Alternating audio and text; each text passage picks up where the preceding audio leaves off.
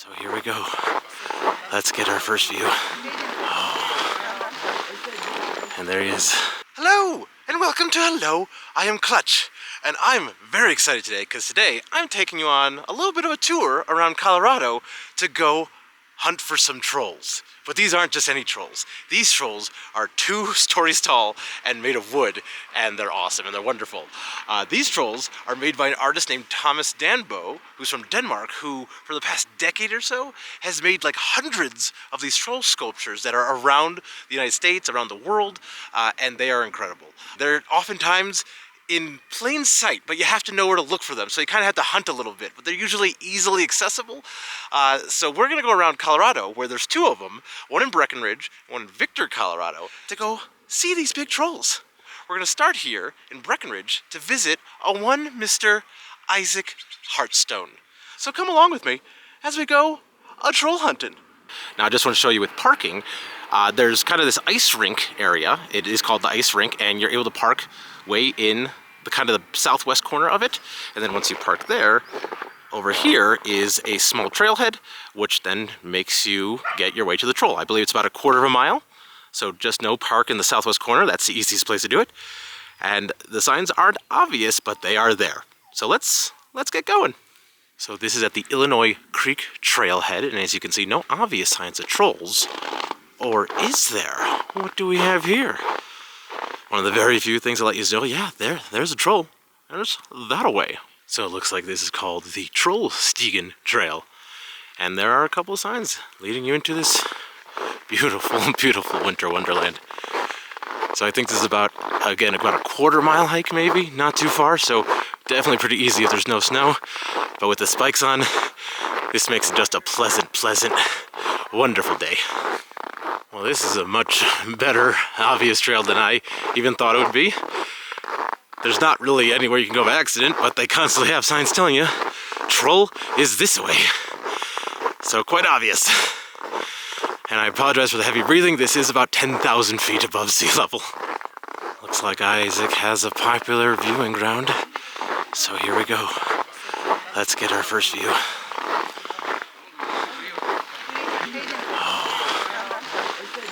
And there he is, in all his glory, Isak Heartstone. And of course, as we say on Hello, I'm Clutch, always read the plaque. Not much here, other than saying this is Isak Heartstone by Thomas Dambo. So this is actually not the original one. This was actually moved. Let's take a look at him. So while we're looking at him, this is not the original Isak Heartstone. He was originally made in Breckenridge for, I believe, a festival of sorts, but he was a little too close to people's homes. They didn't like people walking all around him all the time, so they had him moved. So they dismantled him, they kind of gave him an upgrade, and now he's here. And he's looking swell. So there's a cool little, it's not so much a plaque as like, I guess it's a plaque, I don't know what to call it, but again, this is showing you his Isak Heartstone. It says that this is number 36, so it must have been his 36th troll he made. There's a QR code, not sure where it goes to, but I just think this little sign is really nice. Now there are people coming up all the time. I'm actually kind of surprised. It's like 10 degrees out here, it's freezing, but everyone still wants to see him. And honestly, seeing Isak with all the snow on top is really cool.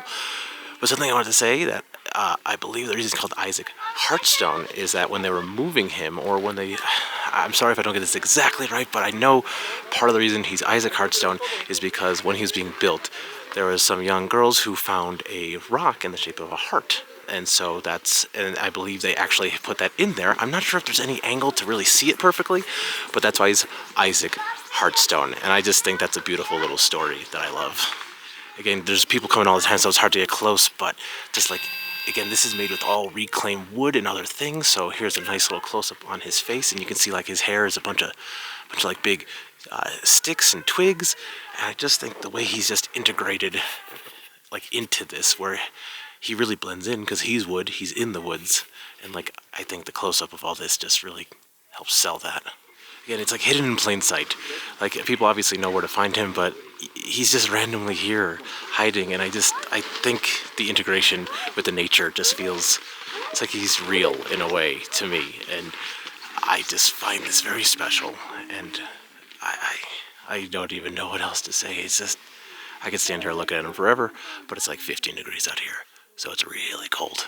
And then should you just want to like sit here for a while and really take in Isak Heartstone, they got some nice benches here for you. Got one over here, and they even have a couple over there.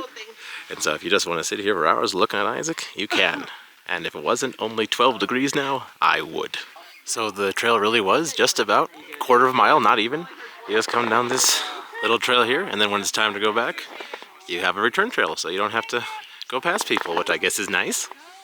Now, as I walk back on this wonderful crunchy trail, I did want to mention one quick thing. You might have saw earlier there were some signs that said this trail's not maintained in the winter. So I'm here after a couple days after it snowed. This is really crunchy. And because it's really crunchy, the reason being, let's see if you can see this well, on my boots, I got hiking spikes. Really helps walk in these situations. You could probably do this hike without them. It doesn't seem like it's slippery. It seems like it's well-packed snow, but just a heads up. But definitely having the spikes on has made this walk very, very easy.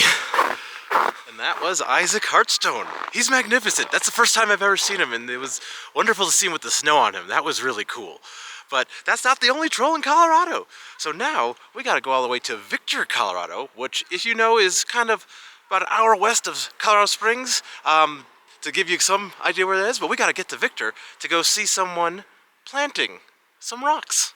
So I did want to take a quick sec to for an addendum to what we just saw, because there was a little plaque thing that we saw just a moment ago where I should have scanned the QR code to see what it said, because I think we might have learned this there, and I think there might have been a plaque on the other side as well. But the point is, I believe I pointed out how that was the number 36, the 36th troll. But as I also pointed out, that was not the original Isak Heartstone. So I believe the original Isak Heartstone was number 36, but that one, I had to look this up, was number 43. So the one that we actually saw was number 43.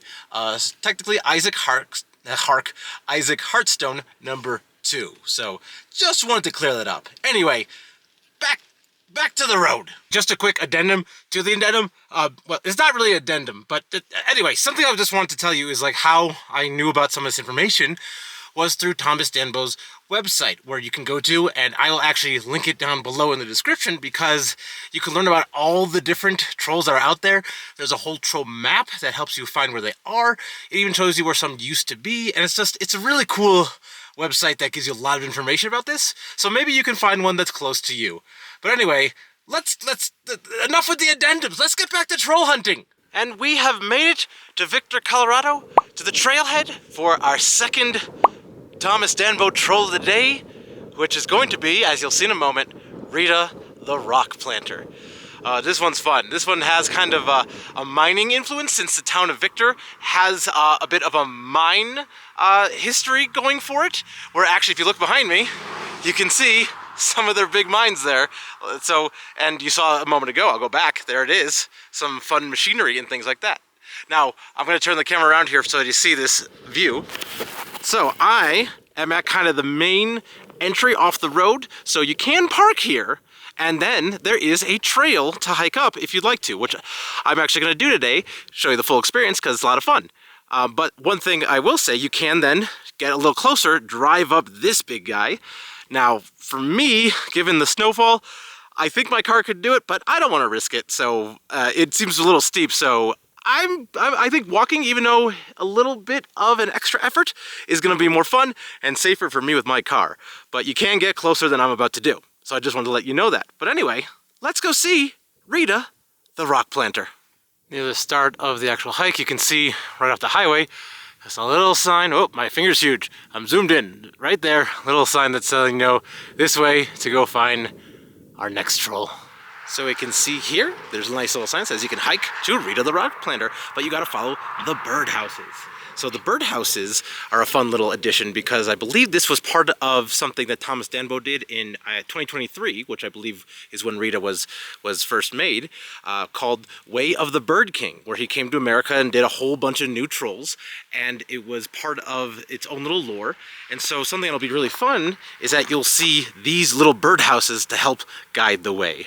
So let's go ahead and follow the birdhouses to Rita. And I did quickly want to point out that this trail that we're going on is part of the Little Grouse Mountain Trails. So I think we might be at this parking here, hiking up to Rita there. So not a super long hike, but it is quite a climb. So to begin, it seems that our trail just takes us on the street. That's how you go. But if you look closely over here in the distance on this pole, this just shows you the Bird King was here, guiding our way with the birdhouses to find Rita the rock planter. So it might look like the trail's saying go this way and that way, but remember, we're trying to follow some birdhouses. So we gotta look for them, and it's hard to see them in the distance. Now the sun is right in my face, but I can kind of see. Looks like we got one right up that way. So still kind of following the path of the road. As I take a bit of a pause to catch my breath, because just a bit of a warning, Victor is also at about 10,000 feet above sea level. So hiking, the air is a little bit thinner here. So it is a little bit of extra effort, so just that warning. But you can see there's a street down there. And now we're a little bit away from it. And here we are with the lovely birdhouses guiding our way yet again. I have to say, as we're climbing up this hill of death, it is, when you look around, seeing this interesting old mine and the view you get and the way the road curves, it is just quite beautiful. So you could do worse. Worse. Breathing hard, air thin. Oh, is this Rita? Is this Rita? It is. No, it's not Rita. It's just unclaimed, reclaimed wood. And we've made it to the end of our climb. That little, probably not even a half-mile hike, that's no joke. Whew, that angle going up, and then with the elevation being so high, that's a tough one, but still very fun, rewarding. But this would be the closer parking lot. Now from here, it's just a very short flat walk, or relatively flat walk. And as you can see, there's some more fun mining equipment. So let's get a little closer and let's keep hunting for Rita.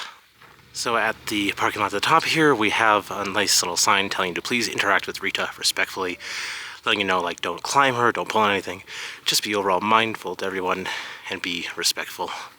So while there is all this fun mining equipment at the top, you can learn about it all. You actually just go right past it, back to the gate over here, and then keep following the trail. And you might be spotting her in the distance, but Rita is approaching. So small pro tip here, there's this kind of contraption-y thing. It's hard to really explain. So you don't want to like climb through this thing. It would hurt. There's like little barbs and it's like wiry and it's tough. So what you actually want to do is there's kind of a little walkway to take you around. So make sure you take the walkway around. Don't try to climb through. So just pro tip from someone who's been here before. As we approach Rita, you can see how compared to Isak, this is in quite a different location. This is out in the open, looking at the mountains. It is quite an incredible view. And I like the difference in the two locations, that one is like you're deeply immersed in it and one you're openly immersed in it. I think it's just wonderful the difference is to see both of these in a single day. But you can see it's just around the corner here. Really not too bad of a hike. And then we'll see Rita in just a moment. Making our final approach. And here she is in all her glory. Rita the rock planter. And here she is much closer, doing some rock planting, where she gets the name from. Let's kind of look around and say hi to Rita. I think I've said Rita 100 times already. I think she is magnificent. I think this one is really, really great. This one, like, because you can get right up close to it, really right there, and I love the way the idea here, as far as I know with the lore, is that she slept for 100 suns. When she woke up, all the miners had done their work and left all these big holes. And so what she's doing is she is planting the rocks into the holes to fill them up and make the earth as it once was. And I just like that little bit of story and a little bit of lore to give Rita some context. There's a lot less people at this one, so you can really get nice and close. Again, don't climb on it, don't touch, but you can really see like all the individual pieces of wood. You can see all the twigs for her hair and like all the detail there. And just, there's just so much emotion in this movement. I mean, they even got the nails down there, and I just think this one rivals Isak for me just a little bit. Just want to give you another angle of Rita over here. This is her from the front. And she just, you can really see her face and how she's happy doing her work, just planting her rocks, getting her namesake really in there. And I don't know, I could just hang out with her all day. I really could. And just for, you know, posterity's sake, here's a look from the other side of Rita. And again, something I kind of like is you can kind of see how, like, her knees are not in the same position. She's like, they give it, again, a sense of motion, like she's currently moving forward, pushing the rocks. And I just think that kind of, it's static, but it has a kineticism that I love. And if you know me well, I love when static things feel like they could be in motion. So something I always love about this kind of art, or something that it just feels more, again, real. This feels like this, like she pauses while we're here, but could move while we're not. It's like Toy Story, but not really. Anyway, I just think this is wonderful, and it speaks very much to my soul. If you cannot tell, just being here makes me very happy. And just down the way from Rita, we have a nice little bench. And if you can see here, it is from Gary and Martha Horton, and they tell me to enjoy the view. You know what, Gary and Martha? I think I will.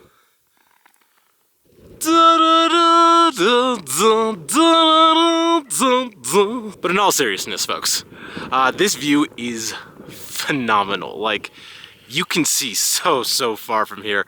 One of the things I love about Colorado is just unmatched views constantly, and you can see really far. And what I like here is, if you look way in the distance, it's hard to see, but that's Cripple Creek in the distance, which is a cute little old mining town, so that's very cool. So thank you for coming around Colorado with me as we went troll hunting. It was a wonderful day seeing Isak Heartstone and Rita the Rock Planter, and I can't wait to see more Thomas Dambo trolls. These places are amazing. Both of these ones are free, so you can just come anytime you want, which is great. I think some of them, you know, are in like arboretums, like I said, or behind like kind of exhibitions, but these two in Colorado, absolutely free. So thank you again for coming along with me. If you like these kind of adventures, especially the ones in Colorado, I have a whole list of Colorado videos you can watch right up here. But if you just want something special just for you, I have this video right there. That video is just for you. That's right, I picked it out just for you with help from the algorithm. So you enjoy that.